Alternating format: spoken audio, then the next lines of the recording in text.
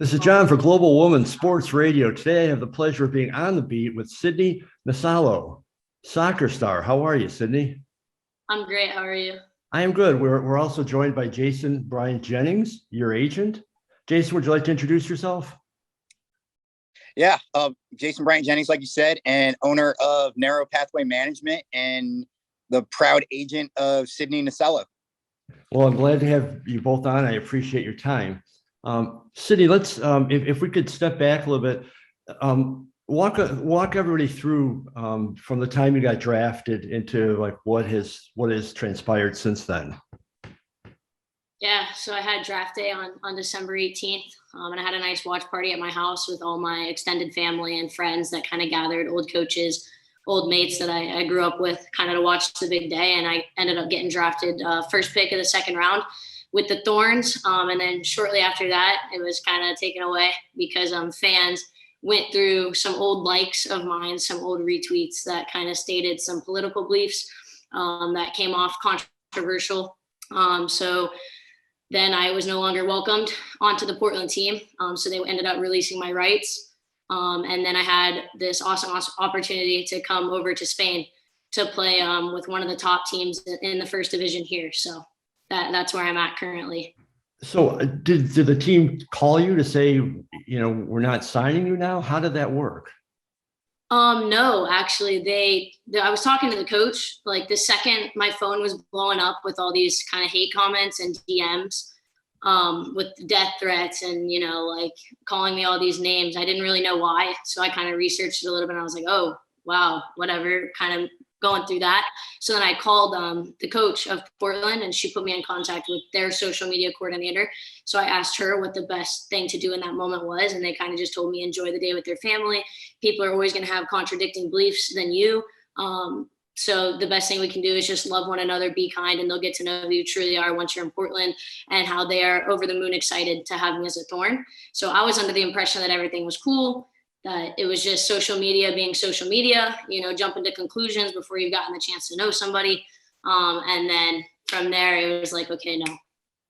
A couple of days later, they called me when I was in Nashville with some friends. They called me and were like, we can't bring you in because the environment is not good for you. The environment's not good for you, or it's not good for them? They said me. So I think maybe because of how passionate the fans are about their beliefs and how mine kind of contradicted that a little bit in their eyes, that I wasn't going to be successful in that environment because we had, fans saying like, if you step foot in Portland, Antifa is going to kill you. Or if you step foot in Portland and I find you, I'm going to kill you. Like just stuff like that. That's just like ridiculous in my opinion. So it really wasn't like the safest environment with everything going on, but more so people saying I'm not welcome in the stadium. They're going to boo, they're going to do this. So it's not fair to put the team through that, but also me, because they wanted me to be in an environment that I would be successful in. Now, obviously you were a college star. So yeah. Did you have any flack when you were in college? Did anybody throw any of this stuff at you when you were in college? No. And we have all the same resources, that the NWSL has in terms of due diligence and social media coordinators. There was never an issue with any of it. And I don't know, it's kind of a strange question, but along with all the backlash, was there any support for you? Obviously you've got a lot of fans out there somewhere. Yeah. Silent majority for a reason. They're the ones that aren't kind of hitting the keyboards with it publicly. Because, guilty by association. So with everything that was going on and I'm getting called all these names, I had friends that were reaching out and even random people that lived in Portland, fans of other NWSL teams that are like, look, like we got your back. We believe the same things you do, blah, blah, blah, blah, blah. So, I mean, it was nice to see those things. It just wasn't as public. And obviously outnumbered with the opinions that were coming in from hate comments versus people that were in support, but there was definitely numerous amounts of positive DMs. And did the team say anything about the future? Like, once the storm settles, or maybe if you do this, and this, we could, come back.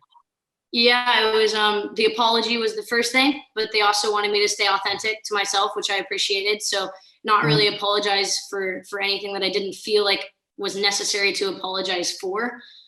So making sure that my words weren't misconstrued. So that was my idea to put out the apology, but I was guided through that. And again, it was proofread, going through that process there. And then other than that, that was pretty much it. It was just that let the waters cool. Jason, do you have anything to add at this point? Yeah, as far as kind of going forward, we actually got some pretty good news from the NWSL league office.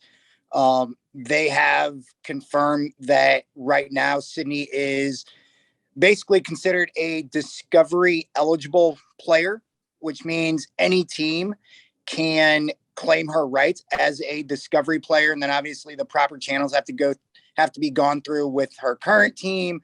Once we get to a point where we can move back, and it would be a possibility. So they did confirm that, which was, really welcome news. And so what are your plans? I mean, are you going to I don't know, like, is it this season or next season? Are you going to try to hook up with the team? Yeah. So right now, Sydney's under contract with the current team in Spain through the 2022-2023 season. So the earliest now, unless there's some type of like short-term loan or something is worked out like that, the earliest we could go NWSL outside of that would be 2023, 2024. And is this whole situation, is this unique? Has this ever happened before? I did a little research and I saw there was another player that had something similar. And forgive me, I forgot her name. I thought she might have played for Charlotte. I'm not positive. But, Is it James Daniels? Yeah. So yeah. So her situation was really different. A lot of her situation had to do with the national team, but as far as, and I did a lot of research on this too after this whole thing went down, as far as I've found, there has never been a situation where a player has been drafted by a professional team and then not even invited into camp when the player is physically able to and mentally able to come to camp, if that makes sense. I've never seen there was only one time, and it was decades ago in the NFL, but that's because the guy ended up having a criminal case after the draft. That's not the case here. It was drafted and straight up just not invited to camp because they let fans pick the team. So Sydney, how did it for you, going for the euphoria of being drafted to within a relatively short period of time to all of a sudden not being on the team? How did you handle that? Yeah, so I think I did fairly well in terms of handling my emotions. I know that was a day that I dreamt of ever since I was little. The reason I started playing soccer is because I loved it. And that's really the only reason anyone plays, is because it's fun. So when I realized I had the talent to go the whole 9 yards and go pro, I kind of set in on that and trained really hard to get to that moment, and then have it stripped was really tough. So I kind of still just was like, okay, well, I'm not going to go through anything that I can't get through. So I know that I'm going to end up where I need to be with who I need to be. And I think that's where I'm at now. So for some reason, God didn't want me in Portland. And I don't know if that was environmental or whatever, a learning experience to grow, or to just go to Europe. Maybe my playing style was more meant for the European style of play. I don't know. But I kind of just put my faith in the future and not worry about things that weren't in my control. I couldn't control the media. I couldn't control narratives. I couldn't control fans of the NWSL. So it was really just about staying authentic to myself, being with people that know me and care about me and love and support me, and then following my dreams elsewhere. Now, you've mentioned God, you've mentioned staying true to yourself. I respect both that.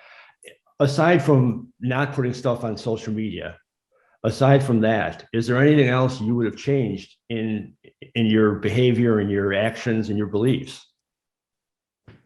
Yeah, I think there's one tweet that I wouldn't have liked, because I didn't see it until more after. The one I saw the most was the transgender in sports one. That one I'd still like. That's still a strong belief of mine. But the blackface one, I had no idea that that's what that was representing. That one was a really old tweet. Like, I'm pretty sure I was young in college, just immature. I had no idea that that's what that was representing. And had I known that, I would have never liked the tweet, because that does kind of portray racist beliefs, and that's not me as a person at all. I love everyone, and I don't see color. I just see people. So that one I would take back in a heartbeat. But other than that, no. The other ones I stand behind. The transgender in sports one, I kind of got called a transphobe for them, but really it comes out of a place of wanting to protect women's sports. When I liked that tweet, it was more at a time that during the Olympics, there was a weightlifter that was a biological male competing against women, and he took first place by like hundreds of pounds. And I just think it's not fair to these women that are dedicating their lives to their sport and having it stripped. So it's not about being transphobic. It's not about homophobia. I'm gay. I'm part of the LGBTQ community. These are my allies, but it's just about wanting to protect women's sports. And I think that was misconstrued, and people see things on social media and turn it into something that it's not.